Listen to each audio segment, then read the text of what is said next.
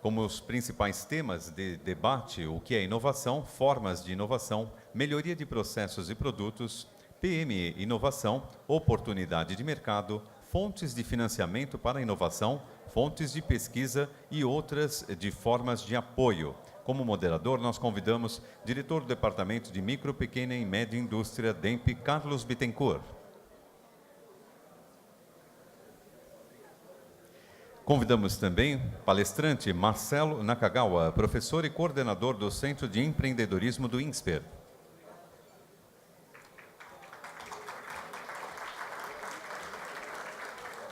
E os debatedores deste painel, diretor técnico do Serviço Nacional de Aprendizagem Industrial, Senai São Paulo, Ricardo Figueiredo Terra. Superintendente Nacional Estratégia, Micro e Pequeno Empreendedorismo da Caixa Econômica Federal, Eugênia Regina de Mello. E o presidente da Desenvolve São Paulo, Milton Luiz de Mello Santos.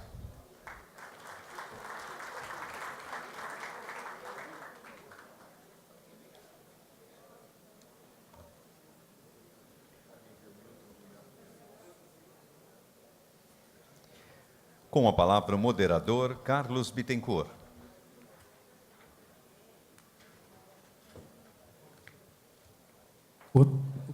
Bom dia a todos. Apesar do adiantado da hora, ainda bom dia, porque nós não almoçamos. Recebi a informação agora que nós faremos esse painel em 12 minutos. Inove e não dependa do desconto para vender. Nós temos nesse painel algumas perguntas interativas, então nós utilizaremos esse equipamento que se encontra nas cadeiras dos senhores, para que a gente possa responder, interagir, entender melhor o que se passa na visão do empresário sobre inovação. Quando a gente fala em inovação, principalmente voltado à visão do pequeno empresário, me veio na cabeça o seguinte: como podemos, com toda a dificuldade que encontramos no dia a dia para mantermos as nossas empresas, com a luta diária que travamos com a burocracia, com a alta tributação, com a dificuldade de gestão que principalmente o pequeno empresário enfrenta, porque ele não consegue contratar pessoas com melhor qualificação, até mesmo por conta do custo disso. Com toda essa dificuldade, como podemos pensar e principalmente agir no sentido de inovarmos nossos produtos, nossos processos, nossos modelos de negócio? Será que existem maneiras, fórmulas, facilidades, incentivos que podem nos ajudar? Conto com vocês que estão aqui na mesa, que são feras no assunto, para me orientarem, a mim e a todos esses empresários que aqui estão, porque a gente precisa inovar para sobreviver. A gente precisa inovar principalmente os nossos conceitos. Então, rapidamente, eu vou já passar a palavra para o Marcelo Nakagawa. O Marcelo, ele é professor e coordenador do Centro de Empreendedorismo do INSPER e vai falar um pouquinho para a gente como que a gente consegue alcançar esses objetivos. Vamos lá, Marcelo. Bom, boa tarde. A gente está um pouco atrasado e esse, mais ou menos um pouco mais de 12h35, inclusive esse é um bom horário para chamar o fornecedor para negociar. Normalmente eu tenho um amigo meu que ele chama esse horário o fornecedor, primeiro ele come, depois ele chama o fornecedor, ele começa a negociar com o fornecedor, lá pelas 3 horas o negócio está fechado com o melhor preço. Mas eu vou ser rápido, eu preciso sair logo em seguida, eu tenho que dar uma aula agora 2 horas. Me pediram para falar um pouco de inovação e não funciona.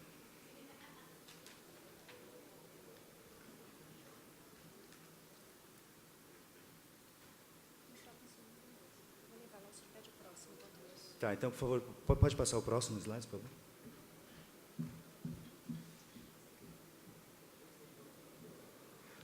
Eu queria falar rapidamente desse curso que eu coordeno junto com a Universidade o professor Clayton Christensen de Harvard e os professores de Stanford, que é um curso financiado pela FINEP, que é especificamente para pequenos e médios empreendedores. A gente vai ter uma turma agora no começo do ano que vem. Então, tem as informações aqui nesse link. Puder passar mais um slide? Essa apresentação ela está nesse link aqui embaixo, está no meu Twitter, então não precisa fotografar, ele já está online, lá já pode pegar. Primeiro, eu queria comentar um pouco, existe uma certa confusão quando a gente fala de inovação, e, próximo slide,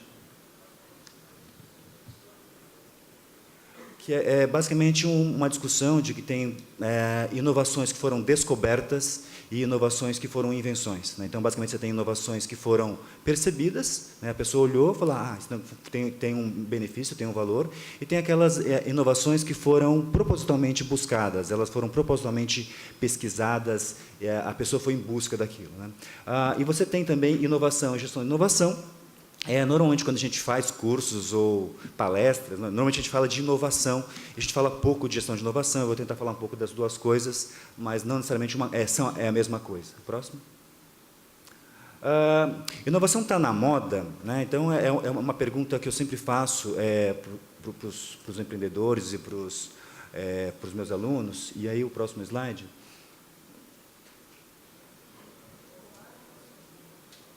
E eu sempre mostro esse slide aqui. Eu pergunto o que tem de inovação nesse slide. E só para acelerar, não ficar refletindo com fome, tem a página azul, não era para ter mostrado isso antes, mas de qualquer forma. O azul ele foi inventado, a cor azul ele foi inventado.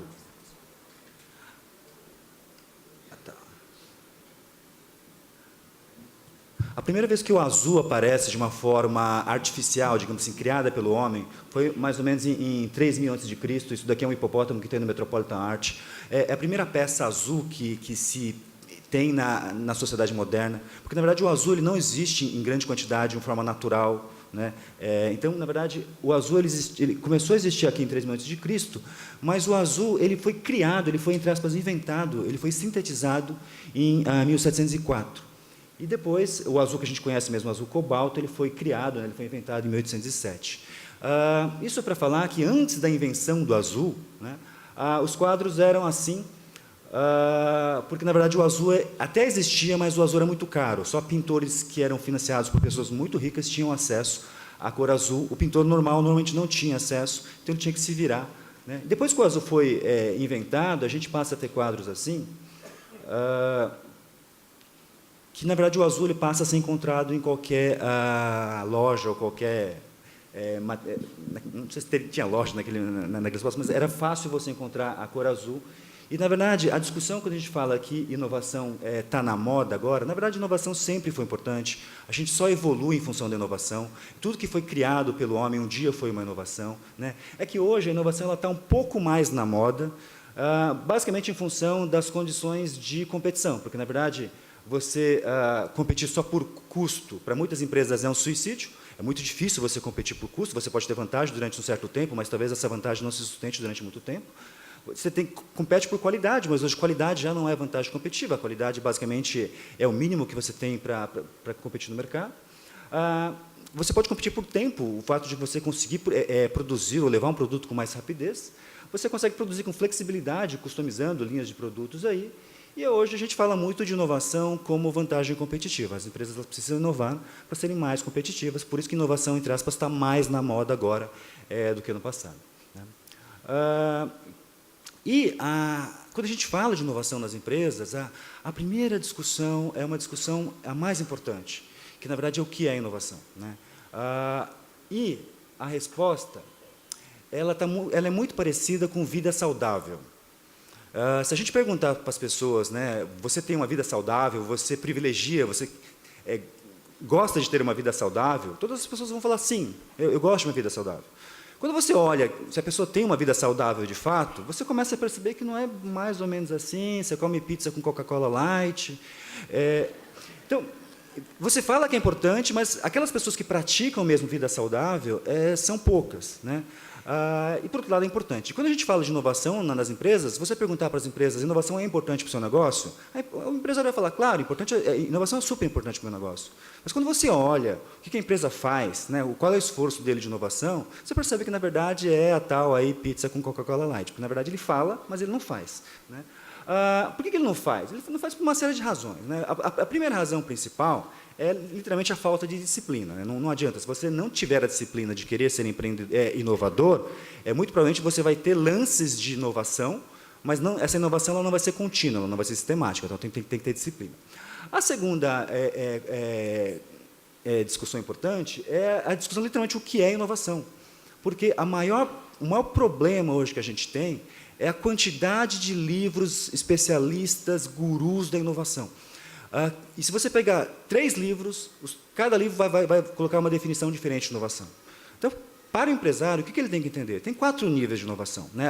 E a resposta para o que é inovação começa sempre com depende. Por quê?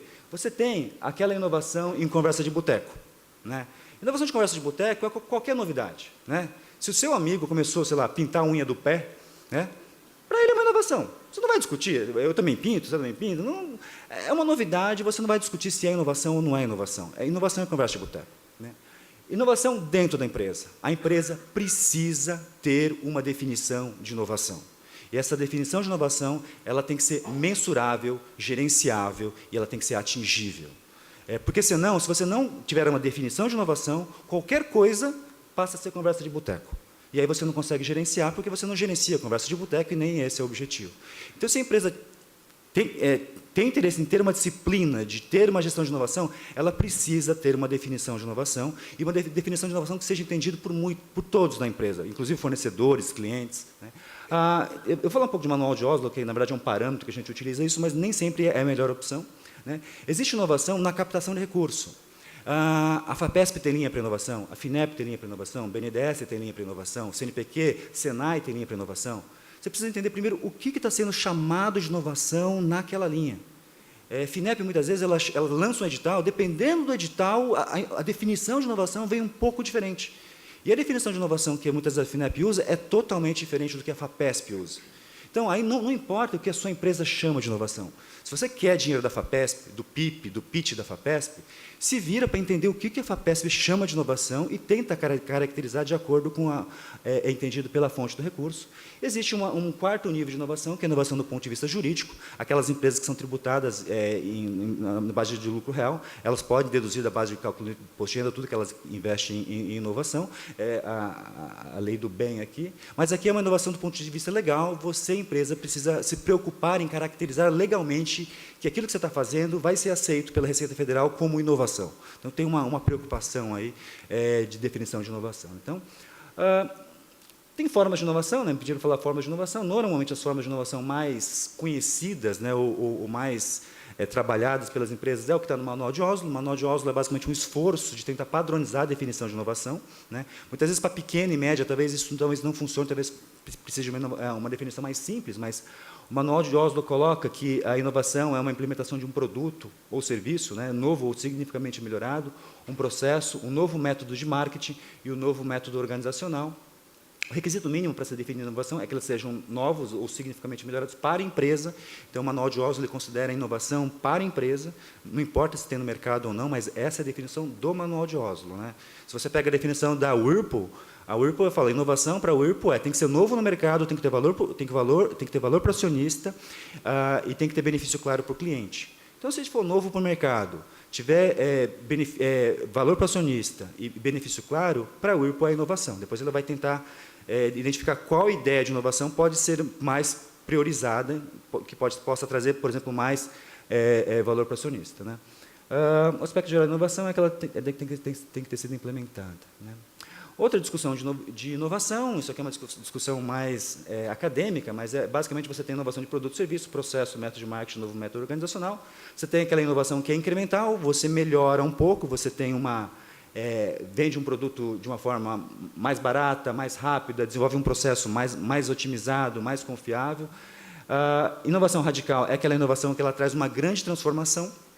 E uma inovação transformacional é aquela inovação, normalmente um produto ou serviço, que cria um novo mercado. O mercado não existia antes, ele passa a existir, né? Você tem lá o Gatorade, o mercado de isotônico, do repositor eletrolítico, não existia, com o Gatorade passou a ser criado todo o mercado de repositor eletrolítico. Esse é o mercado aqui, inovação transformacional. Uma outra discussão importante é a inovação tecnológica. Normalmente, as linhas de recurso disponibilizadas pela FAPESP, CNPq, BNDES, normalmente está falando de inovação tecnológica e não é inovação qualquer. A inovação, ela precisa, de uma certa forma, em algum momento, devia ter algum esforço científico naquele projeto, né? Depois, pode ter um esforço tecnológico aqui, mas a inovação tecnológica, ela começa ou aqui com a pesquisa científica, com o esforço científico, ou com o esforço de desenvolvimento tecnológico. Você tem algumas empresas que, tipicamente, elas começam aqui no esforço científico. Empresas farmacêuticas que desenvolvem medicamentos de ponta, elas começam aqui atrás, no esforço científico. Empresas de software que só vão pegar linguagem, modificar, criar uma nova abordagem, ela vai fazer uma partezinha aqui do desenvolvimento técnico. Mas a inovação tecnológica ela tem que estar, de uma certa forma, nesse pedaço aqui entre pesquisa científica e desenvolvimento tecnológico. Me pediram para falar também sobre melhorias de processos e produtos, né? Então, tem várias técnicas, e aquela empresa que realmente decide ser a mais inovadora, ela tem ferramentas que ela pode aplicar. Qual é o problema do empreendedor que tem um negócio de pequeno porte? Muitas vezes ele não tem tempo, muitas vezes ele não conhece, muitas vezes ele não consegue contratar uma consultoria, e muitas vezes ele não consegue decifrar palavras que eles vão ver no livro ou numa palestra, né? Então, muitas vezes, traduzir muitas vezes a abordagem que é utilizada para aquela pessoa que tem um conhecimento mais simples, né?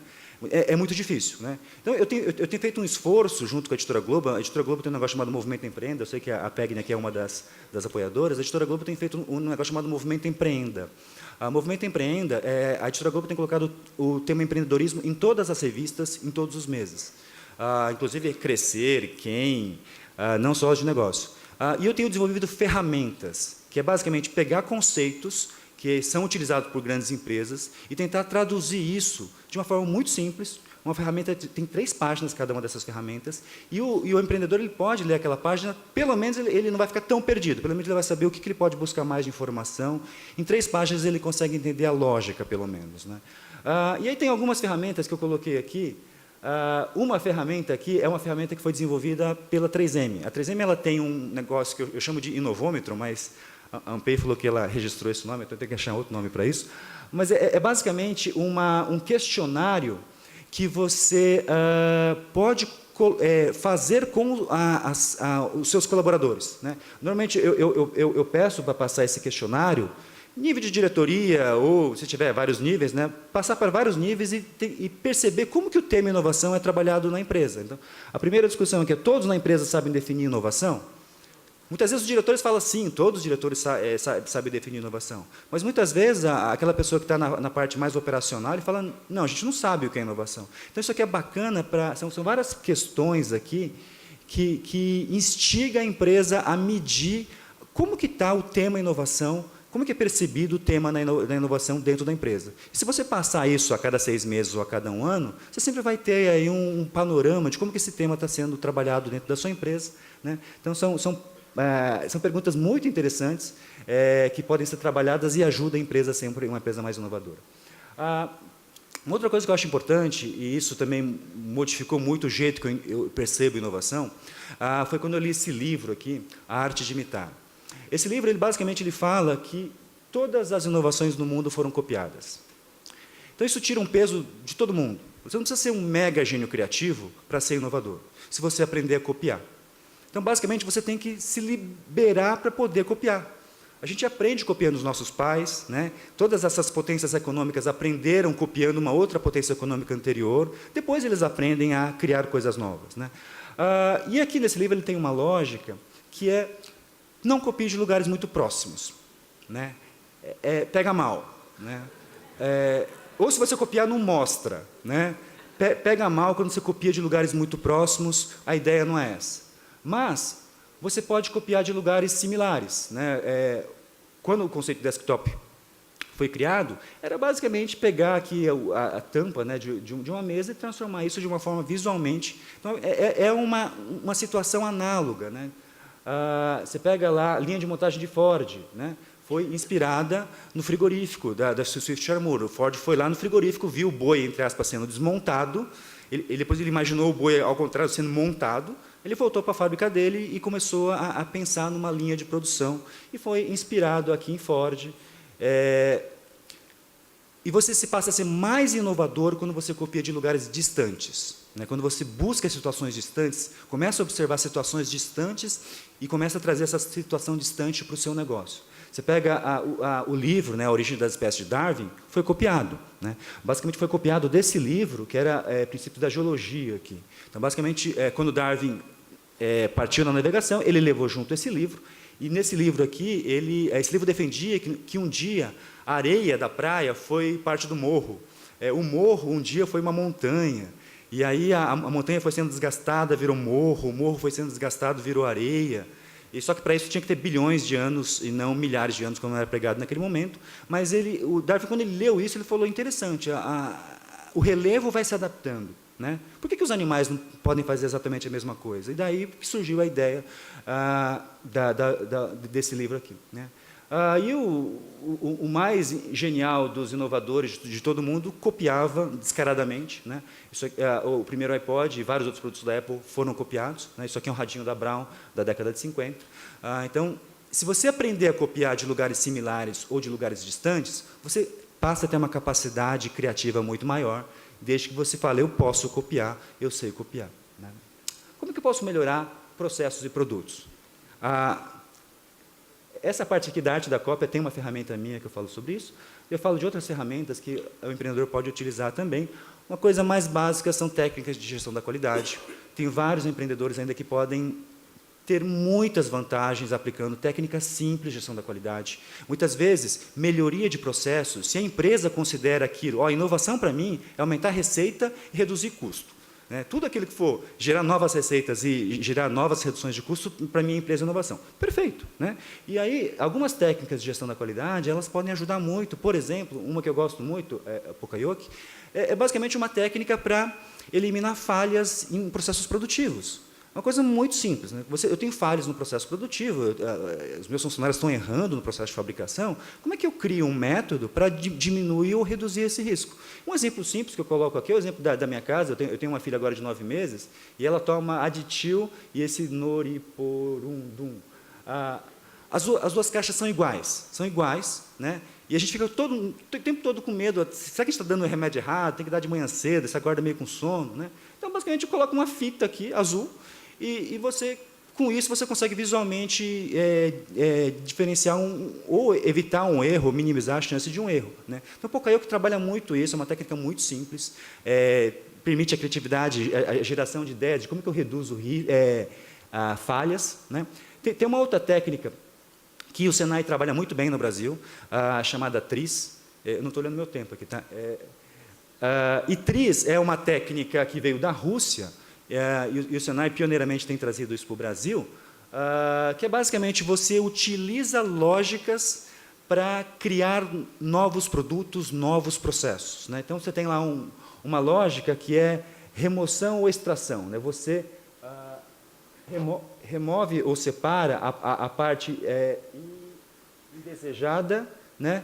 E mantém só aquela parte que você quer, né? Então, isso aqui é uma técnica. Eu tenho um todo, mas eu tenho uma parte que eu quero e outra parte que eu não quero. Então, elimina a parte que você não quer e mantém só aquilo que você quer. Então, um exemplo básico é o cachorro. Você tem um cachorro porque o cachorro ele late.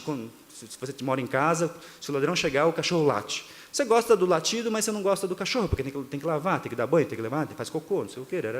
Mas você gosta do latido. Então, basicamente, mantém o latido, elimine o cachorro, né? Que é basicamente esses sensores que, na verdade, geram latidos de cachorro. Então, ele é baseado nessa lógica de que como é que eu mantenho aquilo que eu quero e elimino aquilo que eu não quero, né? Então, a TRIZ não é fácil implementar, TRIZ mas é uma forma de você pensar de uma forma diferente, né? Uma outra técnica para gerar novos produtos ou novos serviços é uma técnica que chama Scamper. É basicamente uma técnica de brainstorm, que você pega o teu produto e você começa a gerar ideias a partir do seu produto, mas pensando em o que eu consigo substituir nesse produto, o que eu consigo combinar de interesses, conceitos, o que eu consigo adaptar, aumentar ou arrumar, o que eu consigo modificar de cor, sabor, cheiro, o que eu consigo colocar como é que eu posso colocar outros usos para esse produto, para esse serviço, como é que eu elimino coisas desse produto e mesmo assim crio um produto novo, como que eu arranjo esse produto de um jeito diferente, que as pessoas vão perceber que é uma novidade, né?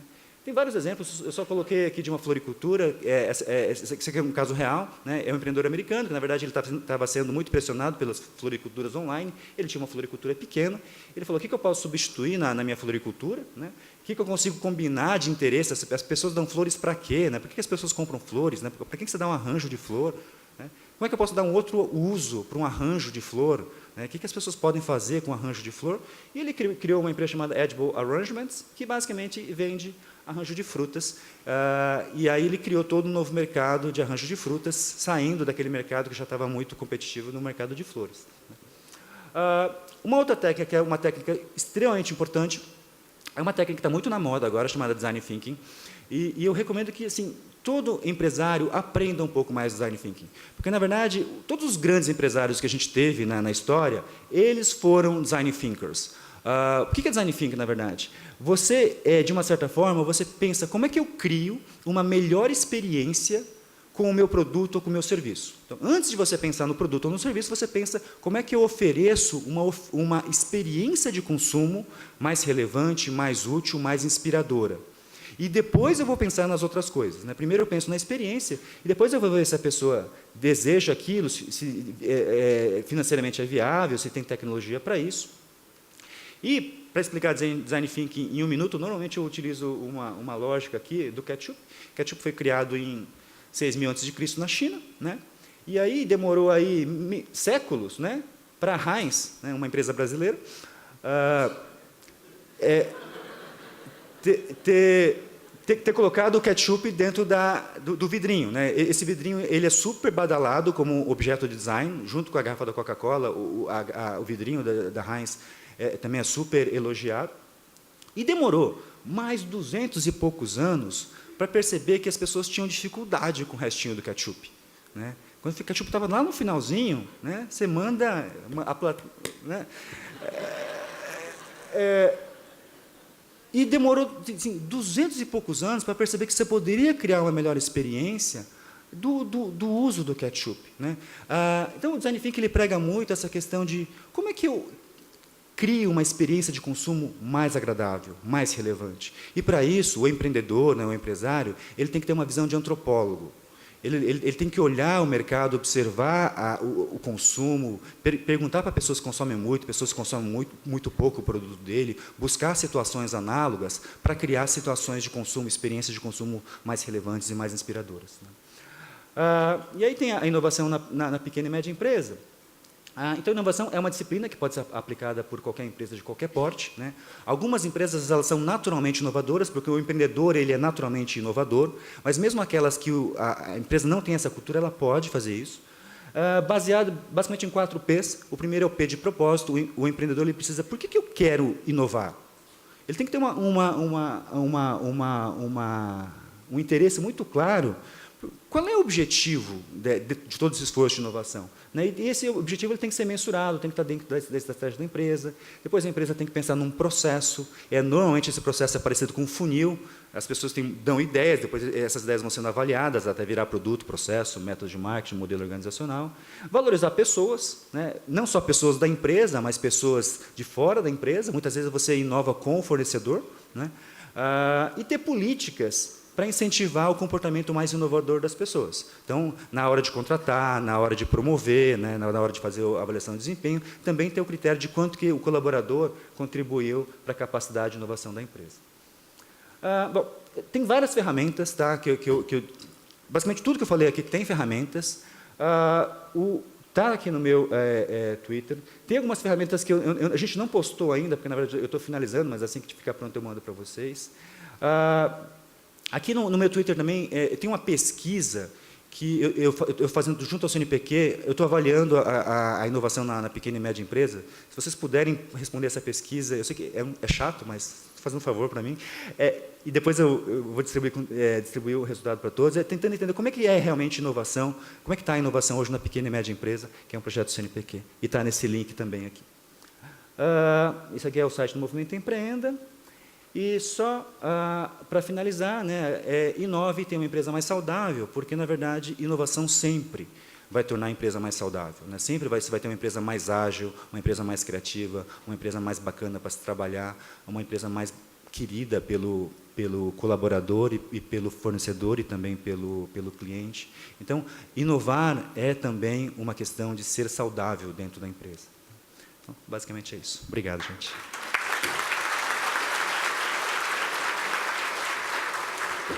Obrigado, Marcelo. Eu sei que você tem um compromisso, então fique à vontade. Obrigado. Obrigado por ter vindo aqui, obrigado por nos auxiliar.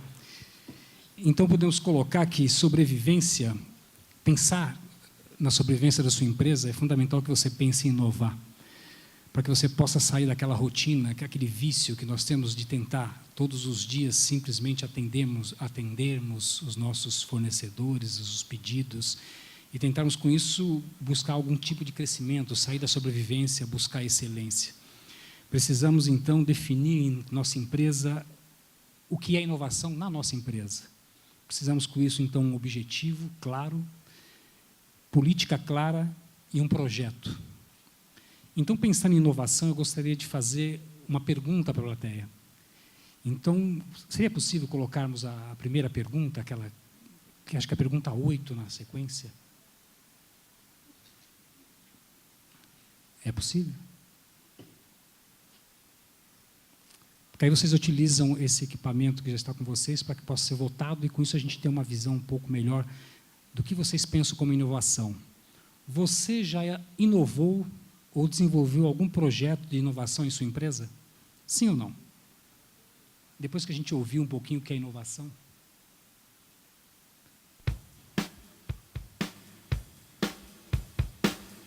Vamos lá. Vamos ver o resultado.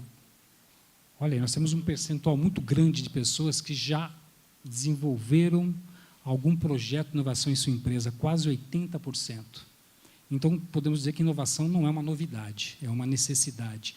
O que a gente precisa é compreender um pouco melhor o que é inovação, de que forma podemos utilizar essas ferramentas e onde buscar essas ferramentas que nos auxiliem a desenvolver esses projetos. Eu queria, então, passar agora a palavra para o nosso companheiro Ricardo Figueiredo Terra. O Terra é diretor técnico do Serviço Nacional de Aprendizagem Industrial, SENAI, e não tem como você falar em inovação industrial sem falar no SENAI. Terra, conta para a gente o que está acontecendo, conta para a gente o que o SENAI tem feito e de que forma ele pode nos auxiliar nesse projeto de inovação. Ok, obrigado a todos, boa tarde. Eu tinha uma apresentação com muitas telas, vou migrar aqui para uma simples fala.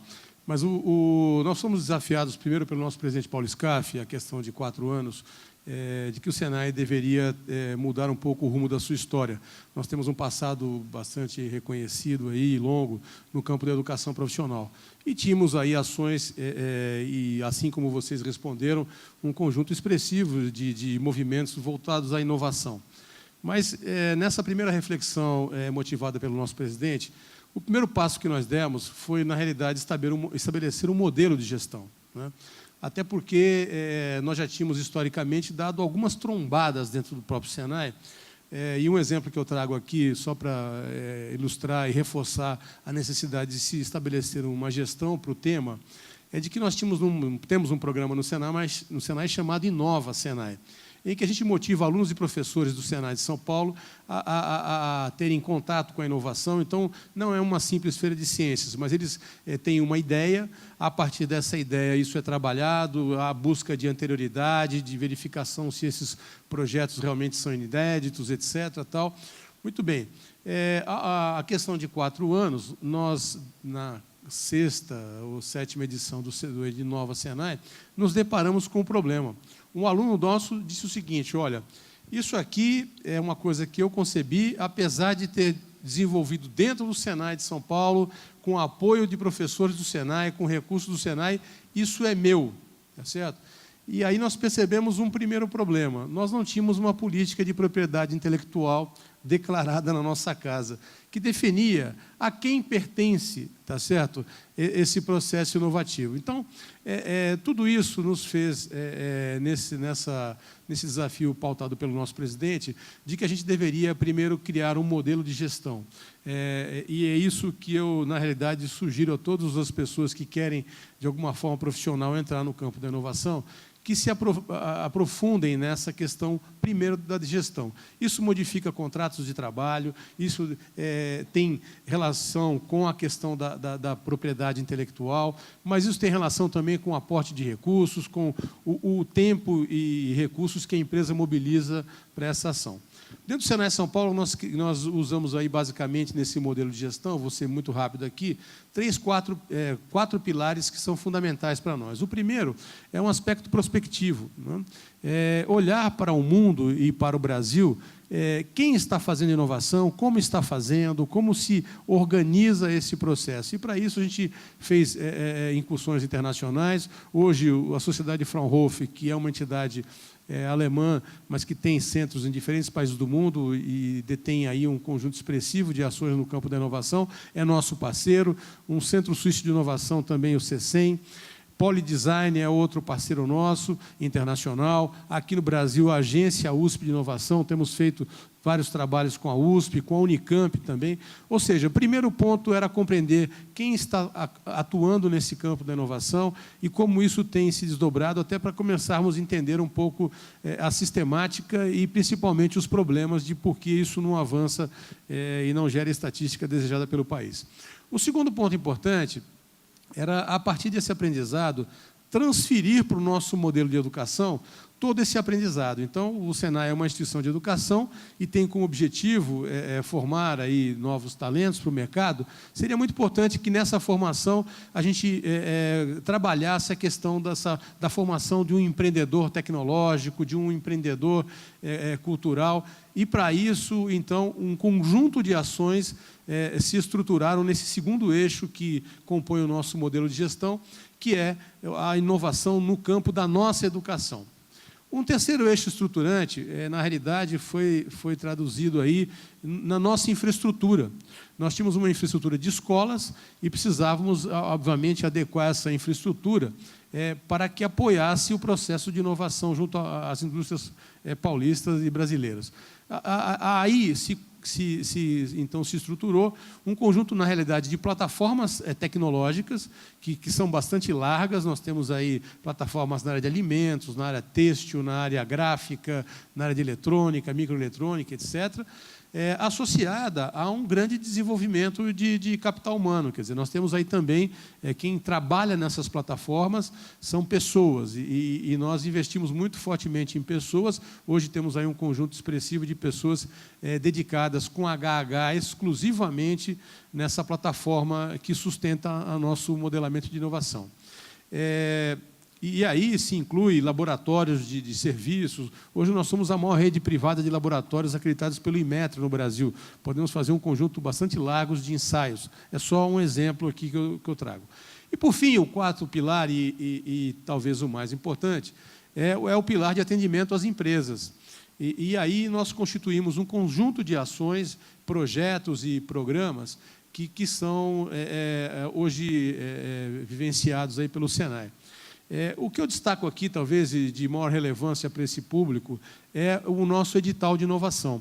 O Senai São Paulo tem por história e por princípio, sempre o aprender fazendo. E nós queríamos aprender, então, como se dá esse processo de inovação, principalmente para as micro e pequenas empresas.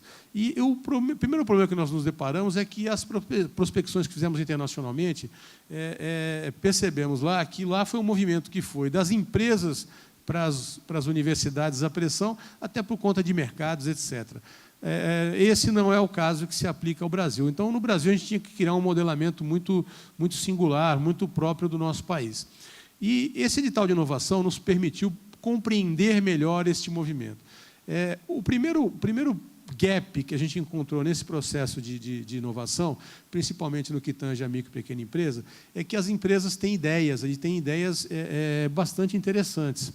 Mas o primeiro problema que ela tem é ter tempo e gente disponível para transformar essa ideia num projeto, num documento que possa viabilizar ali um conjunto de etapas, um cronograma, quer dizer, um plano de negócio, uma proposta de escalabilidade disso, de produção em seriada, em massa.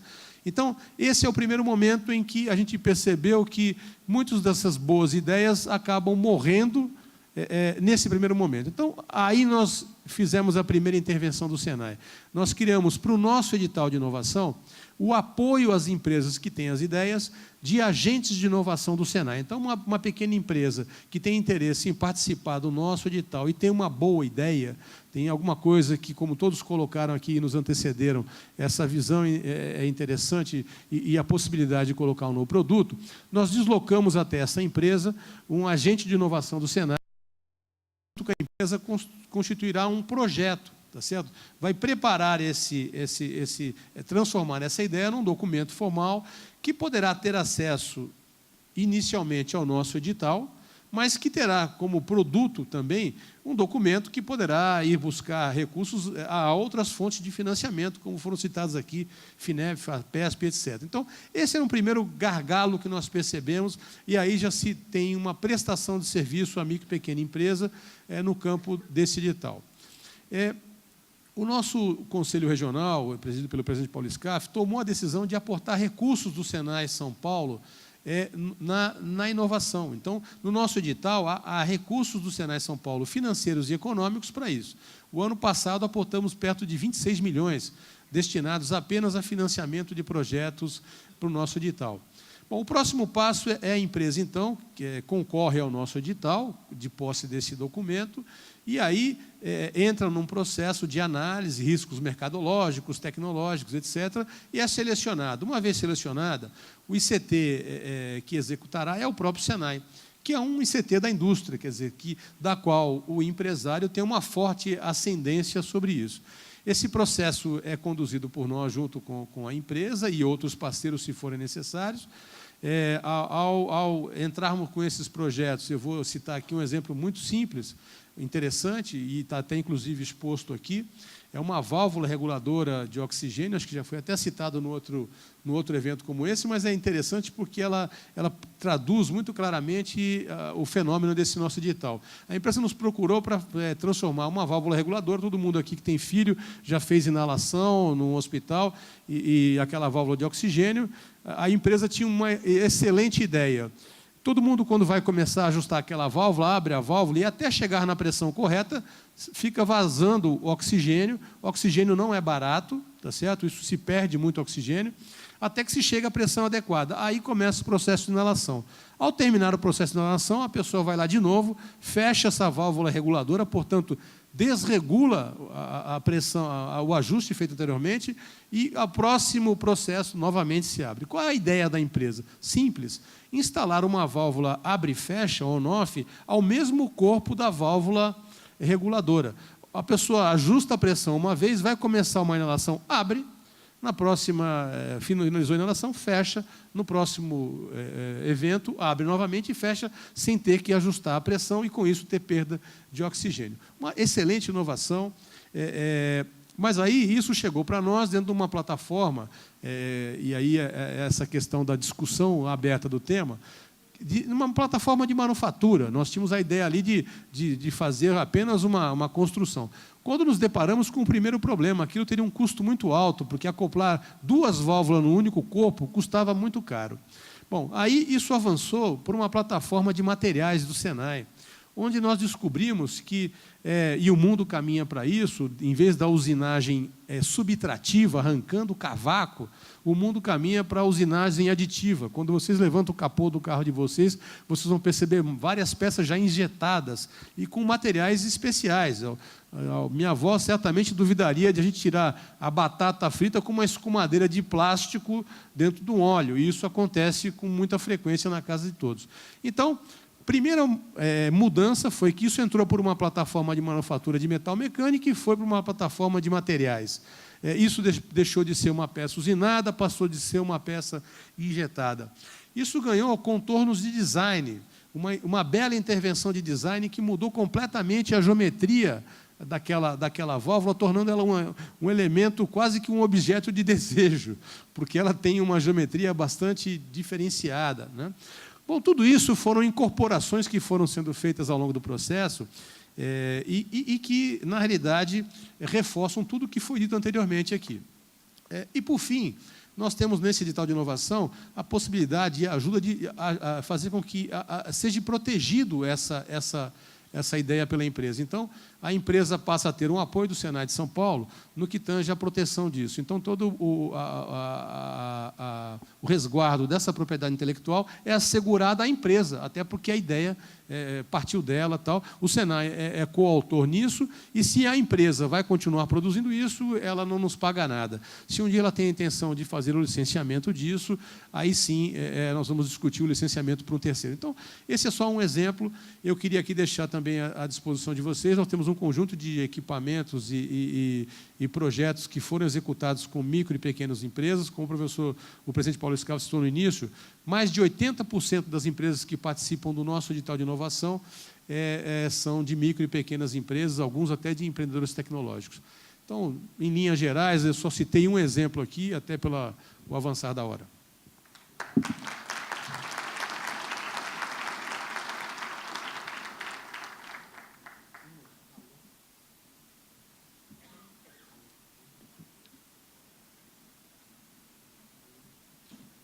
Oi.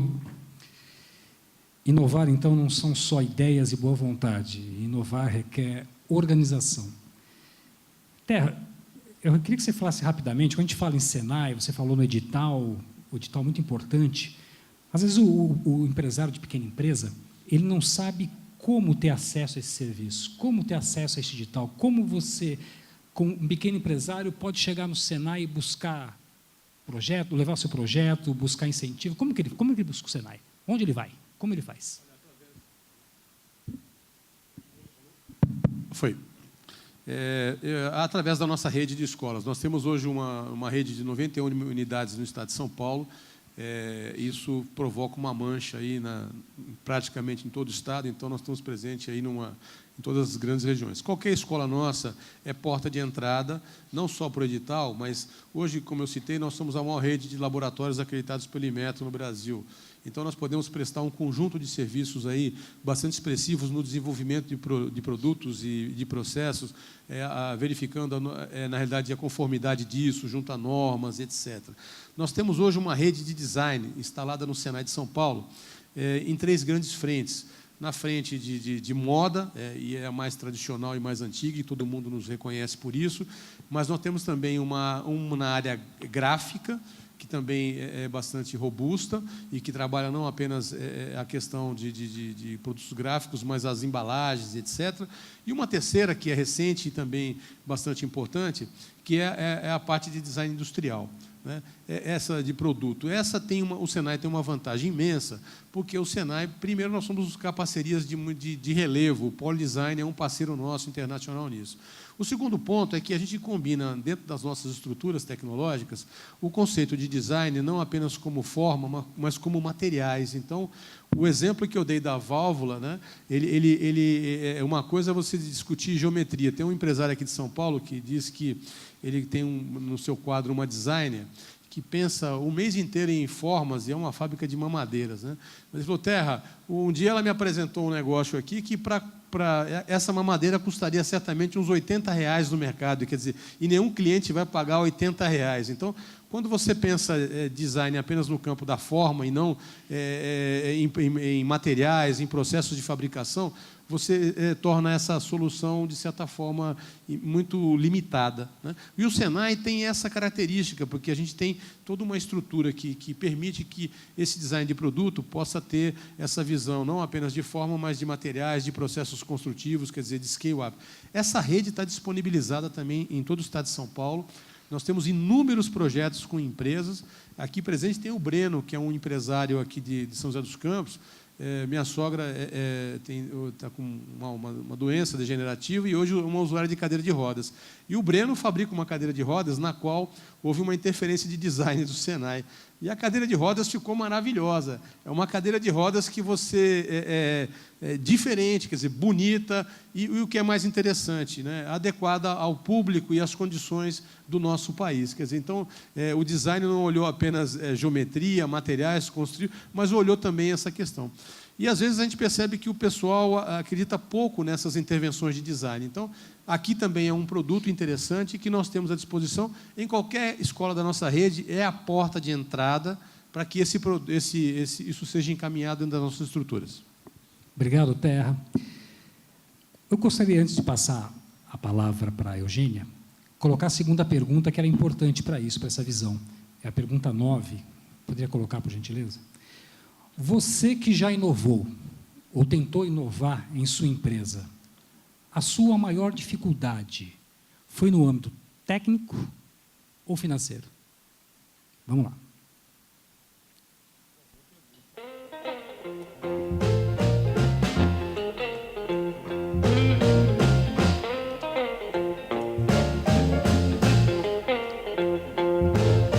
Já deu. Vamos lá para o resultado? Aí, eu já imaginava isso, Eugênia, a grande dificuldade que o empresário tem, aí já não é só o pequeno, o médio, o grande empresário, é a dificuldade financeira, é o risco. Então, eu gostaria, agora, até para comentar essa pergunta e colocar soluções, nos trazer soluções, passar a palavra para a Eugênia Regina de Mello, que é Superintendente Nacional de Estratégia Micro e Pequeno Empreendedorismo da Caixa Econômica Federal. Por favor. Boa tarde a todos e a todas. Em primeiro lugar, eu gostaria de agradecer por essa oportunidade de estar aqui. De fato, para mim, essa pergunta e essa resposta não foi, infelizmente, não foi surpresa, né? A gente sabe da dificuldade, sabe do que a gente precisa fazer e que precisamos fazer muito ainda para que o crédito, e principalmente o crédito correto, chegue às empresas de micro e pequeno porte. Então, não foi exatamente uma surpresa, mas eu gostaria muito de poder conversar um pouquinho com vocês para tentar, como é que eu vou dizer, desmistificar um pouquinho essa questão da dificuldade de se conseguir o crédito. Eu não estou dizendo que ela não existe, ela existe. Mas, assim, para a Caixa, principalmente, a Caixa sendo um agente de políticas públicas, sendo parceira estratégica do Estado brasileiro, está realmente na nossa missão atuar no desenvolvimento sustentável do país. Então, vendo a quantidade de investimentos, de grandes investimentos no país, na área de petróleo, na área de infraestrutura e toda ela, podemos pensar, a micro e pequena empresa tem uma grande oportunidade, nesse momento agora, de se fortalecer, de inovar. Então, a Caixa precisa estar nesse ponto. A gente tem isso como missão para a gente. É um posicionamento estratégico apoiar a micro e pequena empresa, principalmente as micro e pequenas empresas que estão buscando a inovação. E isso, eu estou dizendo isso em nome da Caixa, mas tenho certeza absoluta que eu posso dizer isso em nome de todos os bancos. Os bancos querem e os bancos precisam emprestar dinheiro. É disso que a gente vive. Então, lá no nosso processo, no processo bancário, a gente tem buscado, da mesma forma que vocês estão aqui, buscado se inovar. O que a gente faz para poder com que o crédito chegue à empresa de uma forma mais fácil, né, mais democrática, não tão burocrática, né, pelo menos. E quanta dificuldade a micro e pequena empresa já tem? Carga tributária, necessidade de capacitação, de tecnologia. Então, o financeiro, a gente não quer que seja esse gargalo, não precisa ser esse gargalo. Então, eu poderia falar para vocês aqui agora das linhas de crédito que o banco possui. Nós somos repassadores dos recursos do Proger, por exemplo, do FAT, recursos do PIS, recursos do BNDES. Então, temos taxas, temos prazos, temos condições. Também temos recursos próprios da Caixa, do caixa da Caixa, que a gente pode emprestar e pode aplicar na micro e pequena empresa, como estamos fazendo de verdade. Mas eu acho que não é por aí. O que eu acho que a gente está precisando fazer na Caixa ou em todos os bancos é dar um pouco mais de confiança para que vocês nos procurem. É a única forma que a gente tem, porque a gente tem buscado, tem participado de palestras, de movimentos, para levar essa explicação. Mas, muitas vezes, o empresário, quando chega no banco, às vezes ele já chega assim, olha, eu já estou apertado aqui, já estou precisando de um recurso e tal, e aí pega qualquer recurso. E aí, muitas vezes, pega o recurso errado, muitas vezes pega o recurso caro. Né? Então, se o banco conhecer a empresa, o que vai acontecer? A gente vai entender a necessidade dessa empresa e aí o crédito certo vai aparecer. Então, se é para uma necessidade de inovação, de uma melhoria de um processo, de uma capacitação, enfim, de um processo inovador na empresa, qual é o tempo necessário para pagamento desse empréstimo? Qual é a taxa necessária? Todo banco tem condição de fazer isso. Existem as operações que são estruturadas para isso. Mas, para isso, a gente precisa conhecer a necessidade. Então, eu acho que falta um pouco disso, assim, da nossa parte, também da parte de todos os empresários, que conversem mais. Né, que conversem mais com o gerente, que coloquem mais a necessidade que se tem de crédito, para a gente entender qual é o crédito certo. Então, hoje a gente está com uma equipe da Caixa aqui, nesse evento também, e eu acho que é uma oportunidade da gente poder conhecer um pouco mais. Tá? Então, linhas de crédito existem, querer fazer, nós queremos fazer, e estamos à disposição de vocês para ouvir, porque eu acho que é a única forma que nós vamos realmente ter de entender a necessidade e satisfazer essa necessidade. Tá? Alô? Então, voltamos ao que nós colocamos anteriormente. Organização. Até para você inovar, você buscar financiamento, você buscar crédito, você tem que ser organizado. Busque orientação, converse com o gerente da sua agência. Se aquele não está funcionando, busque outro. Tenha calma antes de fechar negócio. Analise. Veja as alternativas. E antes de eu passar a palavra para o Dr. Milton, eu ia colocar, então, a última pergunta que eu tenho para vocês, que vai ser bem pertinente para o Dr. Milton depois fazer uma colocação sobre isso. Vamos colocar a pergunta aí. Inovação. No atual momento da sua empresa, inovação seria prioritária em qual área? Ela pode ser em todas, mas tem uma prioridade. Seria em gestão? Seria em processo? Ou seria em produto? Vamos lá.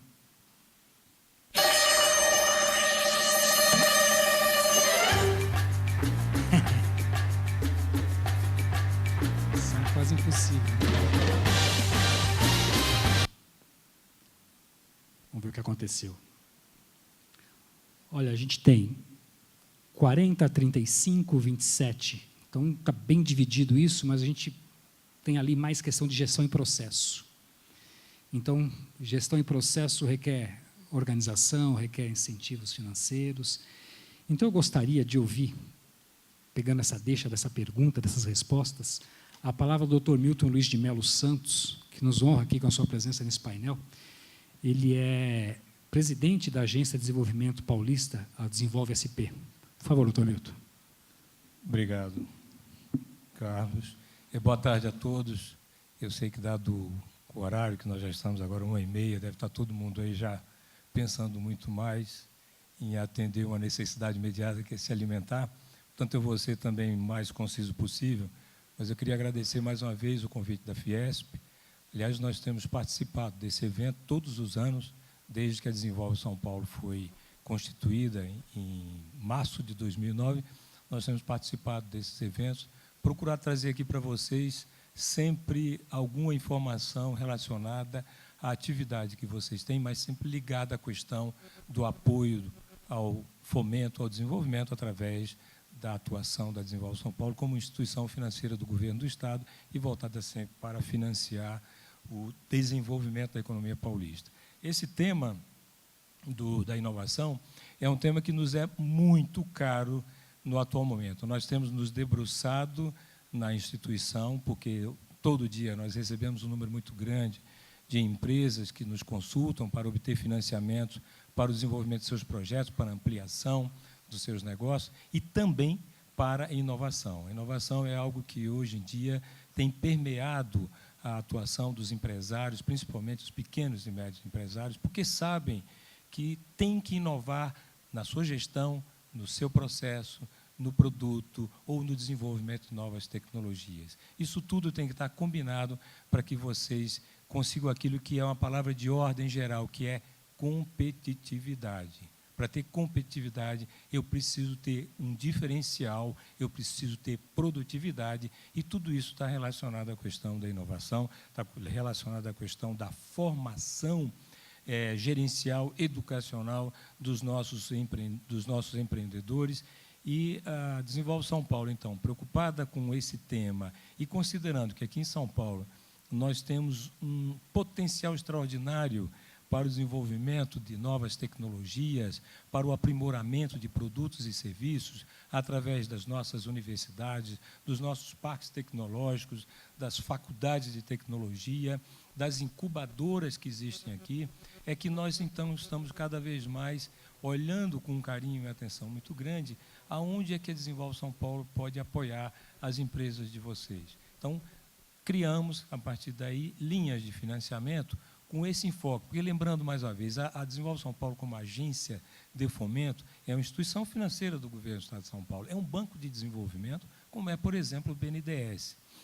Talvez poucas pessoas aqui conheçam ainda o papel real da Desenvolve São Paulo, mas vocês podem entrar no nosso site, que é o www.desenvolvesp.com.br, e lá vocês vão encontrar um conjunto de alternativas, de linhas de financiamento que foram desenhadas para atender essa questão da inovação. Então, nós temos hoje linhas de financiamento com taxas de juros zero, para projetos que tenham a ver com inovação.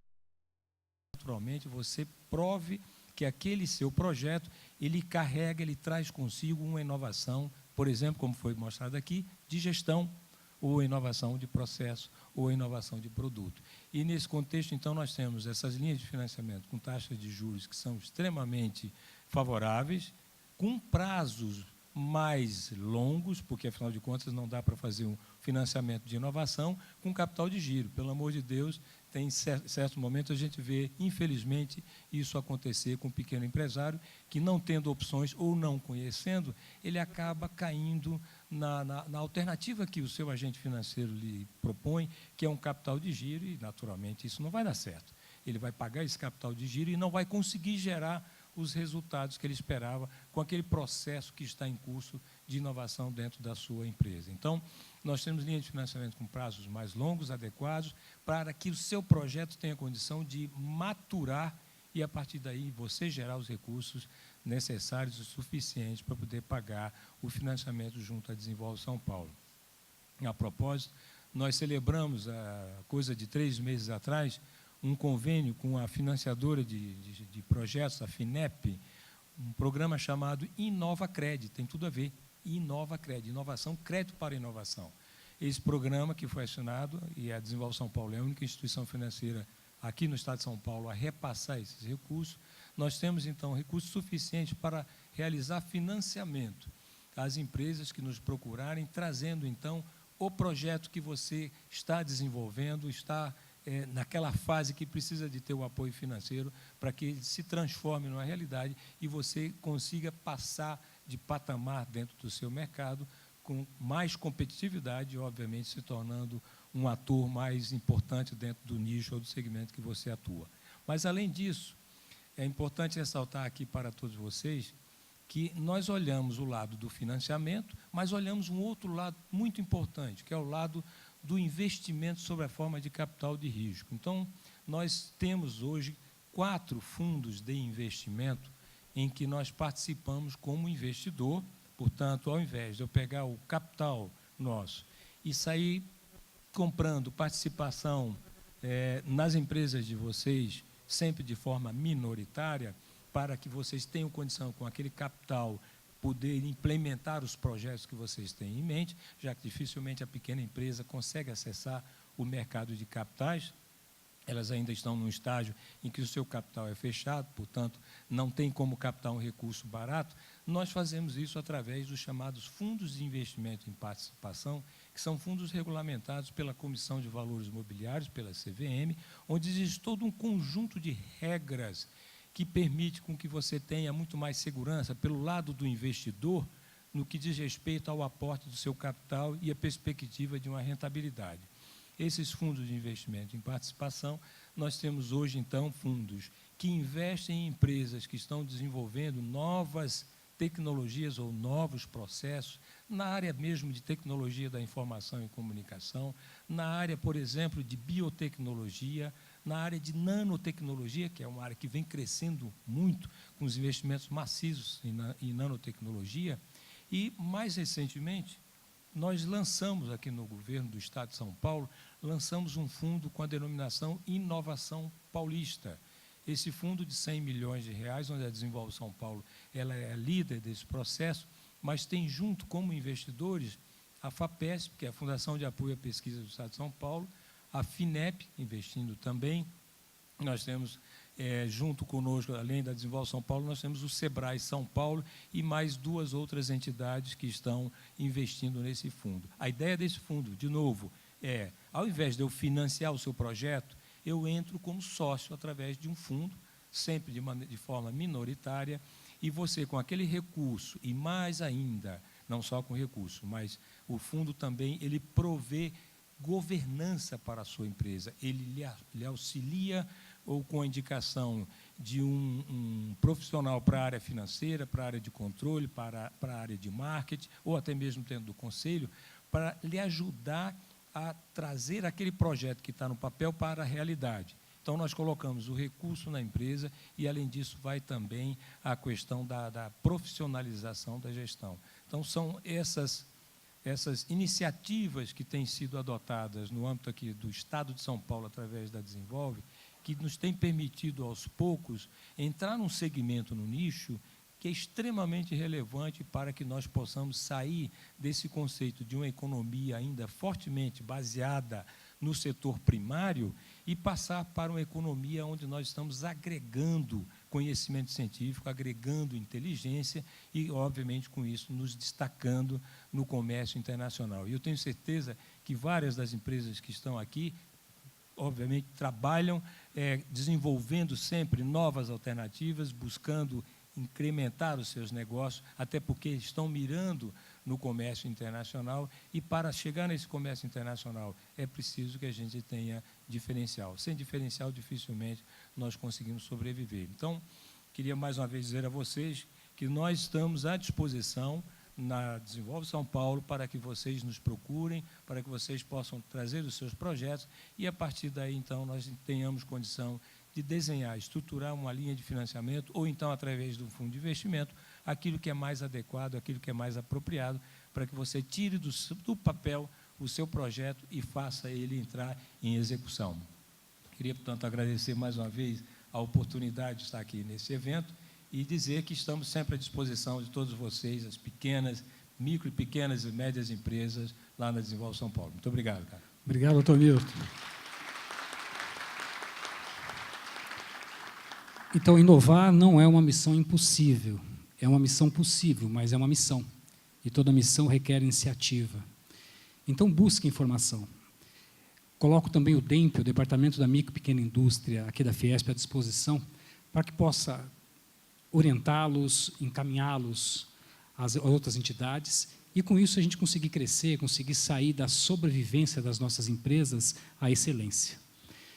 As respostas das perguntas dos senhores serão encaminhadas posteriormente, porque agora nós não temos tempo hábil para isso, e ficam todos convidados para o almoço, e fica aqui o agradecimento a todos vocês que estão participando. Voltamos ao próximo painel daqui a 1 hora, e agradeço então ao doutor Milton, a Eugênia e ao Terra. Obrigado, gente.